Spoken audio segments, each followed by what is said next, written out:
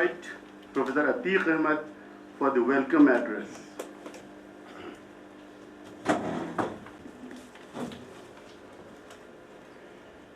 Very good morning to everybody.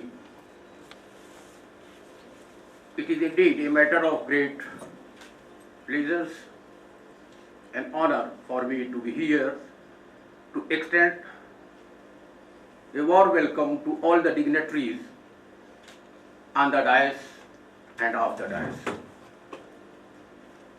This is a very happiest moment. The Department of Geography has created a kind of venture which always ordained the academic pursuit of activities to the highest level of honor. Ladies and gentlemen, we are very much fortunate enough to be associated with such a kind of stalwart that were produced by the Department of Geography, who had maintained the legacy to transcend the academic development to different corners of the globe. And this is a bit of one chain of that linkages that continue to exist in the Department of Geography.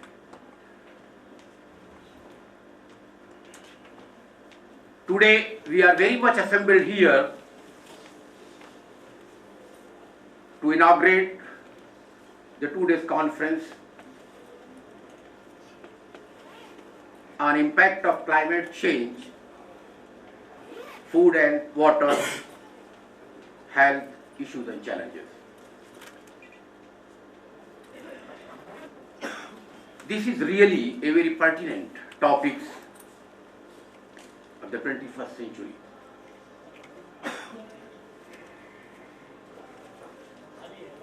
To this very morning, we are very much embellished with the intellectuals, scientists, scholars, researchers, academicians, planners, to think over for the sake of plausible solutions to the existing crisis caused by the climate change. But before proceeding to these academic ventures, it is my a pleasant and pride duty to extend the heartiest welcome to our chief guest, who has kindly consented and accepted our invitations to grace these occasions. Professor S.K. Das, he is very renowned and stalwart in the field of physics. His nuclear physics and theoretical physics that altogether combined and inroaded in the field of atmosphere. His prodigious scholarship and intellectual ideas and thoughts that have extended in the field of atmospheric science to the highest level, where he was embellished with many prizes, honors, and prestigious positions in different parts of the globe. Professor S.K. Das, who is a forerunner in the field of the climate modeling, that is the need of the hour to understand and know how we have to protect our living planet from the onslaught of this kind of change, and to save the living planet to the highest level, to preserve this glory of the living planet that is meant for the benefit of the human society.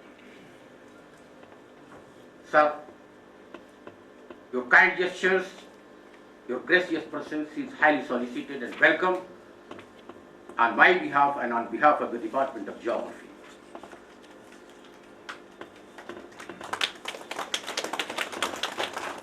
The another dignitaries who are dazzling on the dais, the Professor Rana PBC.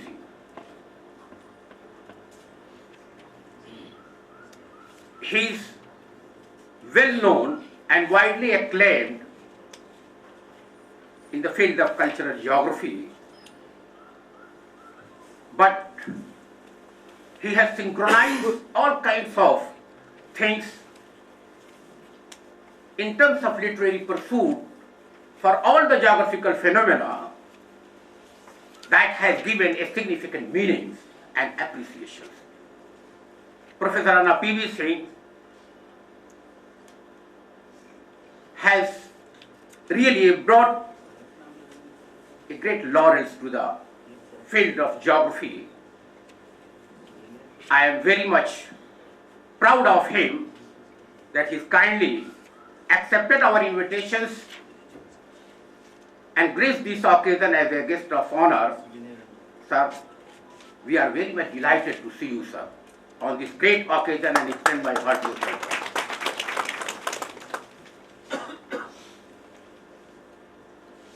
The another stalwart and the renowned professor in the field of geomorphology, Professor Milad Chand Sharma, who has also kindly accepted to deliver a keynote address and also give the lead lectures in the field of climate. Basically,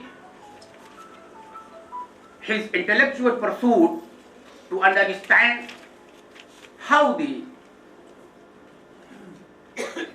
cryosphere is being rather onslaught due to the warming of the earth, and how this kind of impact is realized in the form of many more diseases and carbon emissions and microbial activity that have led to the emissions of many more greenhouse gases and carbon monoxide and carbon dioxide that extended the warming effect. His unrivaled mystery in the field of cryosphere that has been widely acclaimed and has also been eulogized by different scholars. I am very much delighted and pleased to have you, sir, on this great occasion to deliver your keynote address and extend my heartiest welcome. This academic program would have never been feasible without the ardent supports, cooperations, and spiritual attachment, especially to this Department of Geography, given by Professor Qazi Mazhab, who is a patron, who is also a Dean Faculty of Science. He is a very lover of academic pursuit of activities. His brilliant and sharp intellect, gifted by the nature, that has coordinated the every program of the Department of Geography is very, very knitted together, and that has given a very high accomplishment to the level of the academic plan. Sir, your efforts, your accomplishment, your prodigious and eruditious thought that enabled the members of the department to organize this kind of conferences, symposia, and all kinds of workshops, your inspirations, guidance, and motivations has always been accorded. I extend, sir, a warm welcome on behalf of the department, on my own behalf, sir.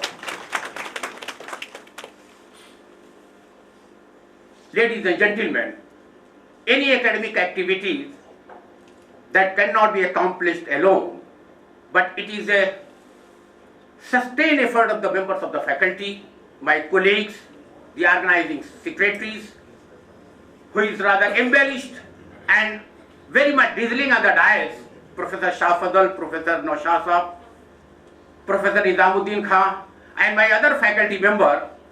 They have put their hard endeavors to bring and to make this conference to the highest level in order to eulogize and give the glory for the sake of the founding father of this department, Professor M. Shafi. So, it is our meager efforts to give our tribute to the great and legendary figure, Professor Muhammad Shafi, who has inspired to all the faculty members to organize and to maintain this legacy through the accomplishment of the academic activities in the form of different program and organizations. So I'm really extend not only the welcome, but I extend my heartiest thanks and gratitude for this kind of collective endeavor for sustaining and all kinds of activities to be accomplished in a very sweet and very, very peaceful and coexistent manner. This gathering has really motivated and ignited that we are very much here to unravel many more things which is to be credited for the development, for the sake of bringing a great knowledge to the department that our faculty members who have been superannuated, and they always extended their cooperations, they always extended their supports, they are always extended their inspirations to accomplish this kind of arduous task for the sake of the glory of this great alma mater and for the sake of department like Professor Aba Lakshmi Singh, Professor Abdul Munir, Professor Farasat Ali Siddiqui, Professor Hifzur Rahman, and many more scholars who are very much here, and they are sometimes they are rather very much absent.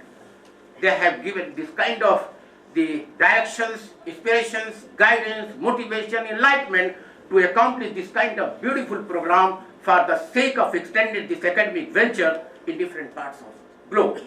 I am really very much thankful for all the invitees, the guests, and the faculty and the superannuated faculty members.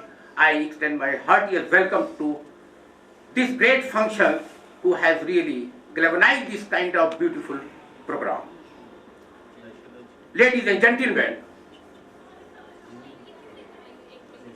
this academic program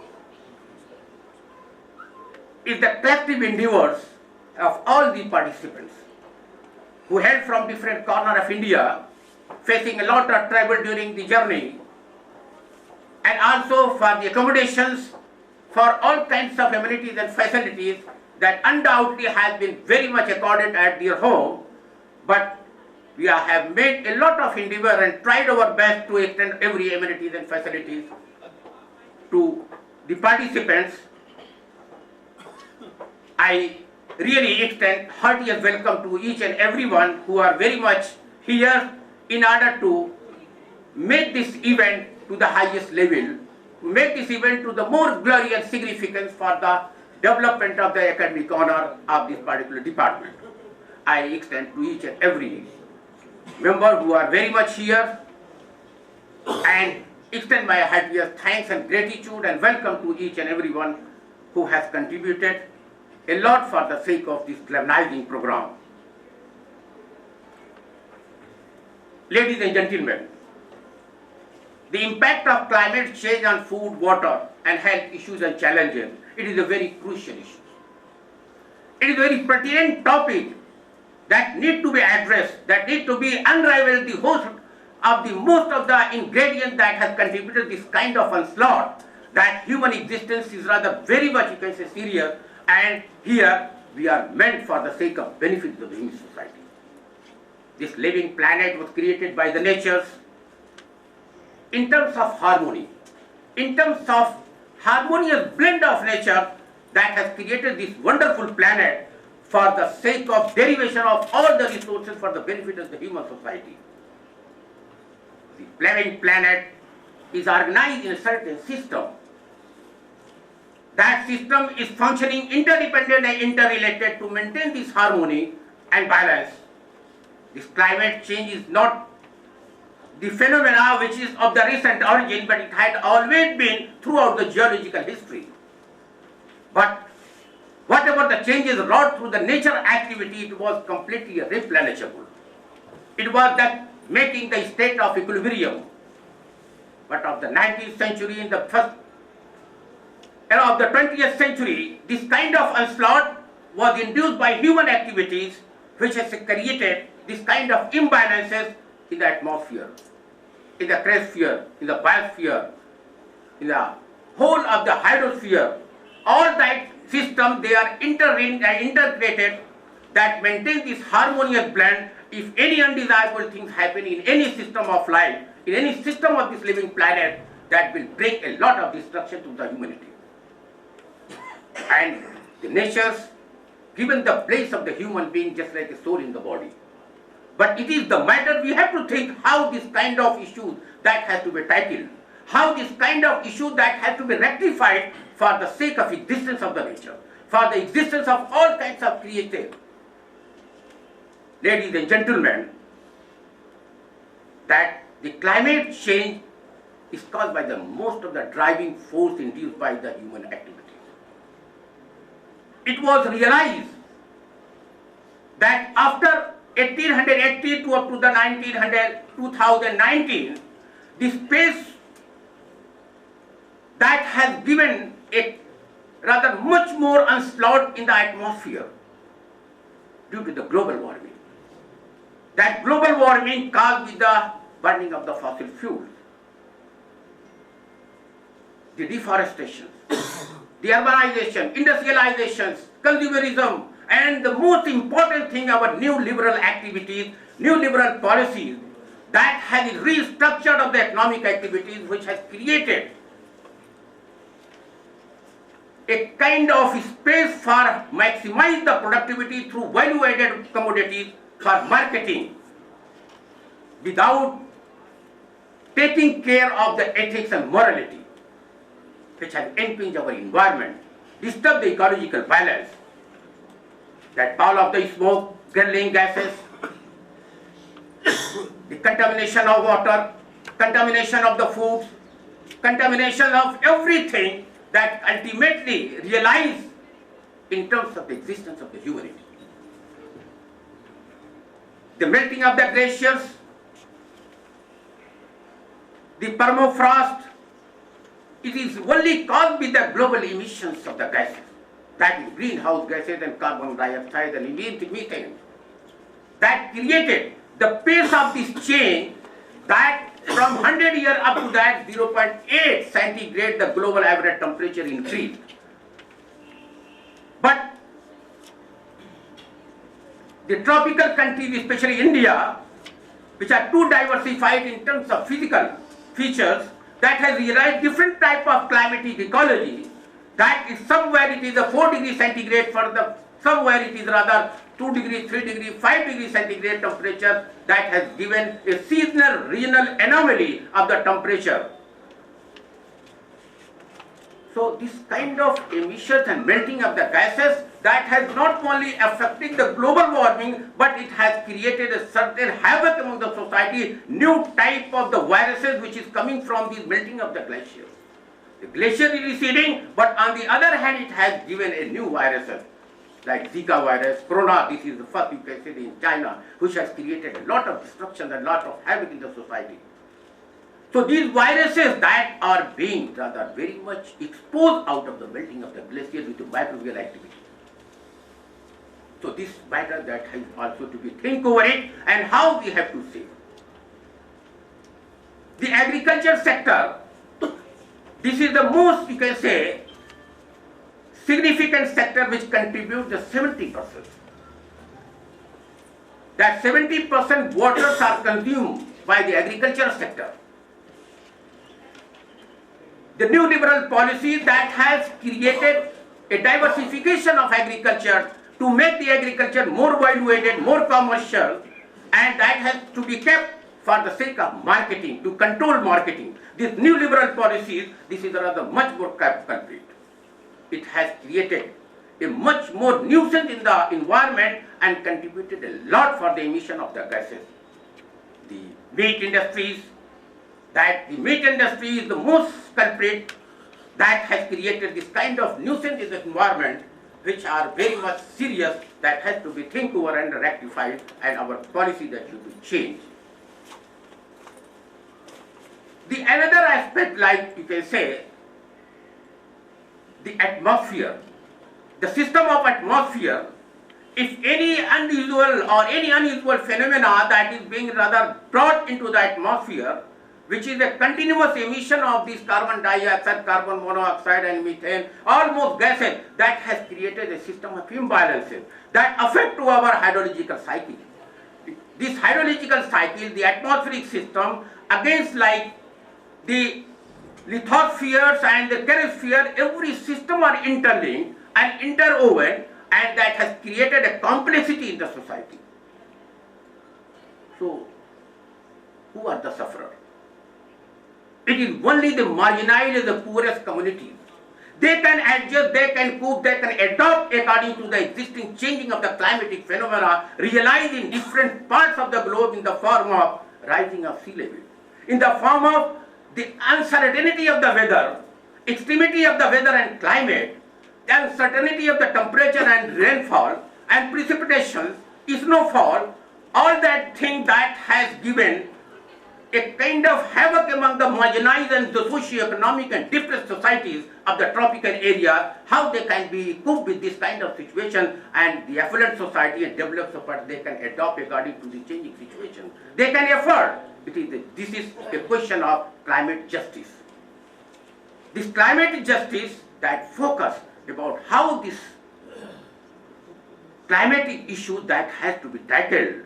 Many conventions, many conferences, many kind of the summit that are organized by the government, the international level, national level, regional level, micro level, and it was said that if the temperature of the global temperature are to be reduced up to 1.5 centigrade, then some kind of unavoidable circumstances, sometimes some type of the catastrophe can be avoided.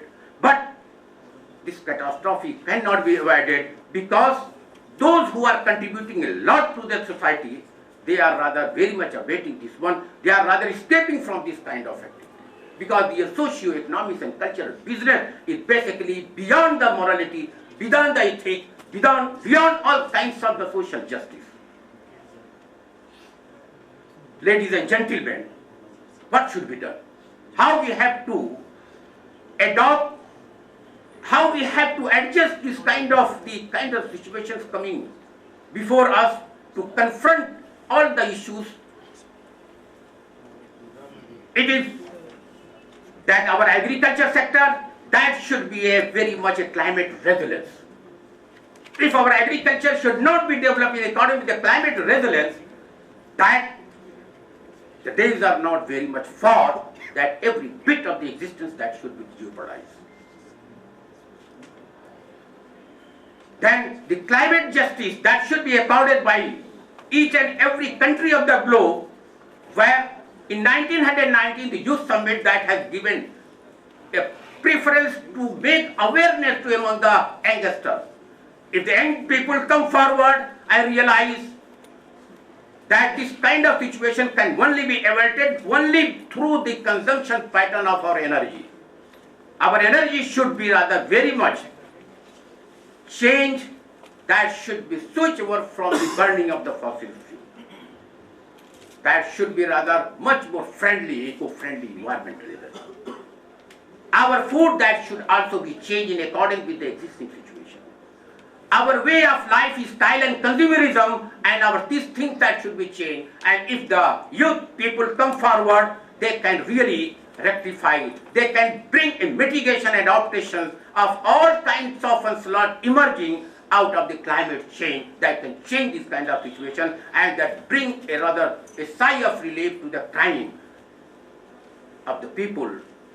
Because the people are suffering the malnutrition, undernutrition, hunger, starvation, and all that thing. More than 800 million people, they are starving.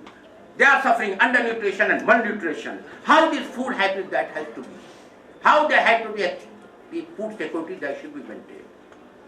So keeping in mind, I am very much delighted, I am very much expressed by ecstasy of happiness to these great functions that we are having stalwart in the field of stratosphere, we are having stalwart in the field of atmospheric science, we are also having a gems of the scholar in field of socio-economic and cultural development, and different, you can say, the participants are there, and different thoughts, innovation, ideas and technique, they have rather hovering all that things are running in the mind of the thinker. I am very much confident that the 2 days conference will bring a source, will bring a lot of, you can say, the plausible solution in order to rectify the existing crisis faced by the people in the 21st century. If it is not to be averted, then the much more catastrophe will come and the whole existence of life that will be perished and that we will know more.